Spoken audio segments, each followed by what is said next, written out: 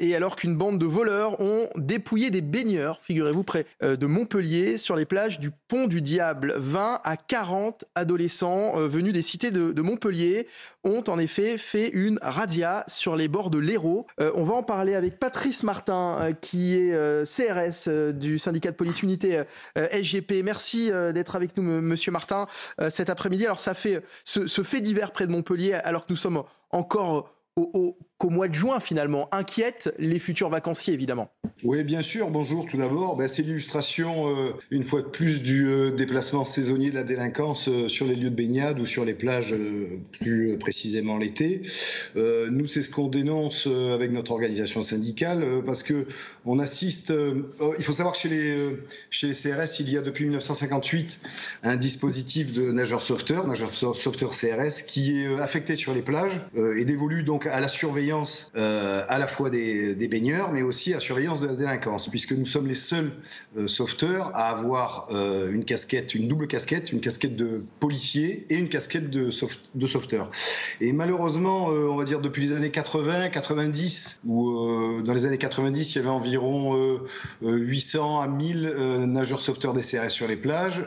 Chaque année, on subit des coupes franches dans nos effectifs. Aujourd'hui, on arrive péniblement à 300 nageurs sauveteurs qui sont affectés sur les plages, ce dispositif. Et malgré cette baisse constante, 280 exactement, malgré cette baisse constante, on assiste à une hausse constante des infractions et de l'activité judiciaire qu'on effectue sur ces plages. Alors pour qu'on comprenne bien, vous nous dites que les nageurs sauveteurs donc interviennent sur les plages, mais que les policiers qui n'ont pas cette double casquette ne peuvent pas intervenir ?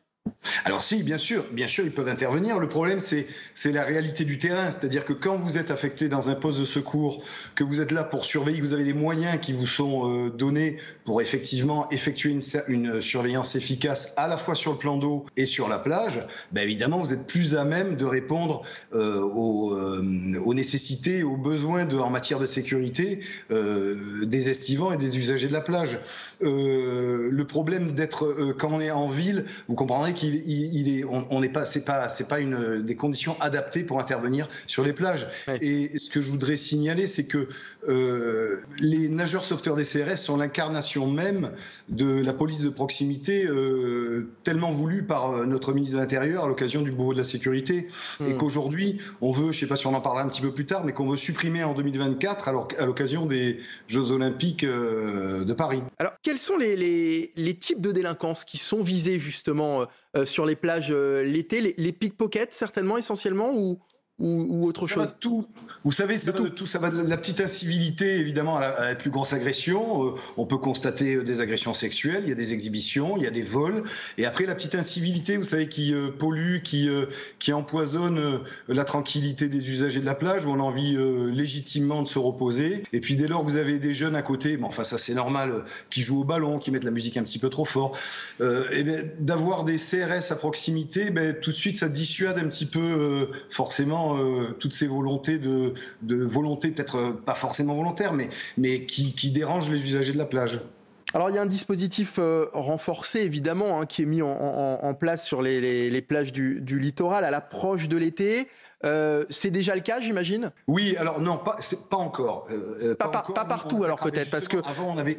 Parce que je crois que dans les Bouches-du-Rhône, il y a déjà des policiers nationaux qui ont été déployés justement déjà sur les plages en prévision de la saison estivale. Alors, vous parlez peut-être des polices urbaines. Moi, je vous parle de ce que je connais, c'est-à-dire à savoir les CRS, ouais. Le dispositif CRS. Pour nous, le dispositif CRS, on sera en plage à compter du 30 juin jusqu'au 27 août. Voilà. Nous, justement, on aimerait que ça soit un petit peu plus large parce que vous avez vu que la fréquentation avec les saisons estivales et la météo qui est de plus en plus belle, évidemment, dès le mois de juin, vous avez des touristes, des estivants qui se déplacent sur la plage et qui veulent se baigner. Et donc, nécessairement, le week-end, notamment, on a besoin aussi là de forces de police. Alors après, on est tout à fait conscient qu'on peut pas être partout tout le temps et qu'on peut pas mettre un policier derrière chaque baigneur ou chaque estivant. Mais enfin, déjà, pour le moins, ce qu'on souhaiterait, ça serait renforcer et qu'on arrive à une véritable pérennité du dispositif CRS sur les plages.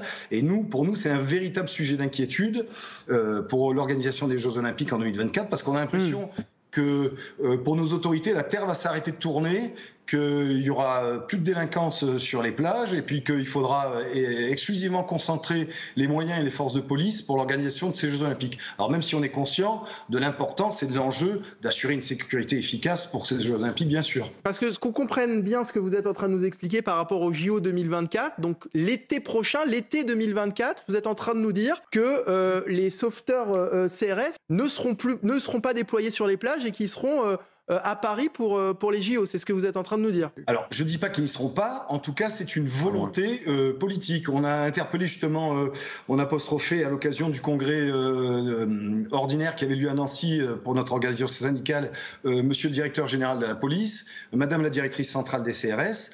On leur a fait part de notre inquiétude. Bon, mais pour eux, leur feuille de route, c'est de supprimer le dispositif CRS des nageurs sauveteurs en 2024. Et pour autant, ils ont conscience, comme tout un chacun, de l'importance d'une présence policière sur les plages. Chacun est bien sûr plus rassuré d'avoir un poste de secours avec des policiers qui, je le rappelle, alors je ne voudrais pas noir sur le tableau non plus, mais en 2024, à l'occasion des Jeux Olympiques, il y aura de toute façon encore une menace terroriste. Juste pour votre information, ce que je tiens à dire, c'est que les nageurs sauveteurs des CRS sont les seuls à être armés et évidemment les seuls à pouvoir apporter une riposte et une réponse à une potentielle attaque terroriste sur les plages. J'ai l'impression parfois que Sousse en Tunisie en 2016 avec l'attentat qui a eu lieu est un peu loin et déjà oublié et pourtant il a fait 39 morts et je crois tout autant de blessés graves. Donc je pense que ça n'est pas un sujet à négliger et je voudrais pas qu'en 2024 on se retrouve avec une sécurité qui a été bradée, qui a été négligée sur les plages au profit exclusif de l'organisation des Jeux Olympiques. Ouais, il ne faut pas déshabiller effectivement les plages au profit des Jeux Olympiques. C'est assez inquiétant ce que nous dit à l'instant Patrice Martin, Michel Chevalier. Mais c'est pas la première fois qu'ils se sont plaints. Moi, j'ai connu ça à TF1 des reportages où les effectifs allaient en décroissant et que des plages manquaient l'été de sauveteurs, de CRS sauveteurs. Céline Pina. En fait, ça provoque des agressions d'opportunités. Moi, je comprenais rien au foot et un jour, je demande à mon fils en lui disant « Mais pourquoi ce joueur est-il si adulé ? Il fait pas grand-chose. » Ils me disent pas qu'il fait pas grand-chose. C'est qu'en fait, lui, quand il se déplace, il y a au moins 4-5 défenseurs qui montent sur lui. Résultat, les autres ont le champ libre pour agir. C'est ce qu'est en train de nous dire monsieur représentant des maîtres nageurs CRS, enfin des policiers CRS. C'est-à-dire qu'à partir du moment où on oriente tout sur les JO 2024, on laisse à portée de crime, si on peut dire, un certain nombre d'endroits qui sont des endroits extrêmement symboliques. Et sa référence à la plage de Sousse est extrêmement intéressante.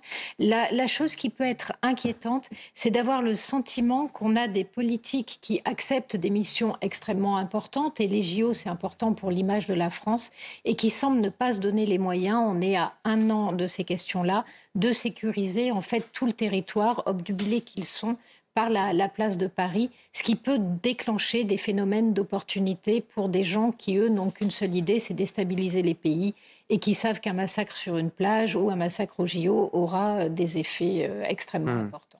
Oui, je voulais juste rappeler, si j'ai une seconde, juste très rapidement, le soutien inconditionnel des maires des communes concernées qui sont en train vraiment de se gratter la tête pour savoir comment ils vont pouvoir nous remplacer l'année prochaine, parce qu'on a un déficit quand même de 5000 maîtres nageurs sauveteurs en France actuelle, je parle de MNS civil. Si on ajoute ces 300 CRS en moins, ça va être on n'aura pas de réponse pour remplacer ces NS-CRS. Mais on va vous réinviter, Patrice Martin, dans d'autres émissions parce que c'est vraiment un problème important là à l'approche de cet été et en prévision de l'été 2024 qu'il va falloir effectivement soulever davantage. Merci beaucoup d'avoir été avec nous.